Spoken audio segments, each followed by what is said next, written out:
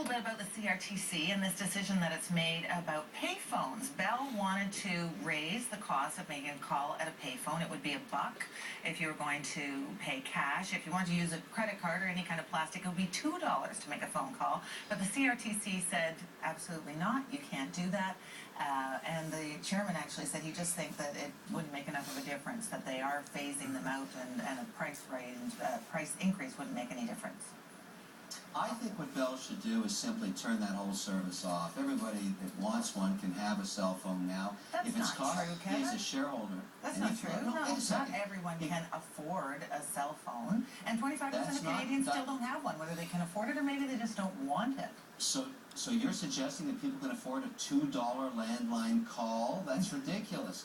All I'm saying is, as a shareholder of Bell, that if I can't make money supporting these standalone landline phones all over the country, I want them shut down. Well, you're not going to be happy to hear this then, because the CRTC is actually inviting Canadians to comment on this and let them know whether they think the phone companies should be prohibited from shutting down the last payphone in a community, that this is really a public service and that these large, very profitable companies should be providing at least one phone in every community. And so they're asking people to give their opinion on that. Well, good. I'm glad. I'm a Canadian taxpayer. I'm giving my opinion. I want to shut down the CRTC. I don't like them meddling in markets. Let's turn that off first. Okay. Point taken.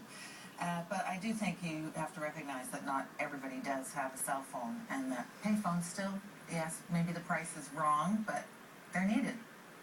That's why we have prepaid cell phones. They're very inexpensive, and I think they're safety items for people. I think if you think what you should be spending on for your children, one of those is very important. You get to know where they are, they can communicate with you. I think it's the modern day flashlights.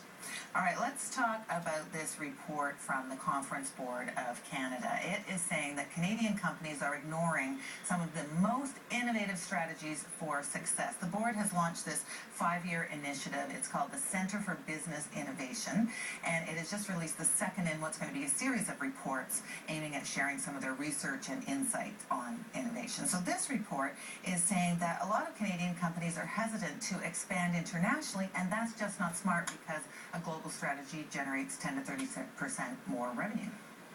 I totally agree. And first of all, I applaud that they're sharing the data.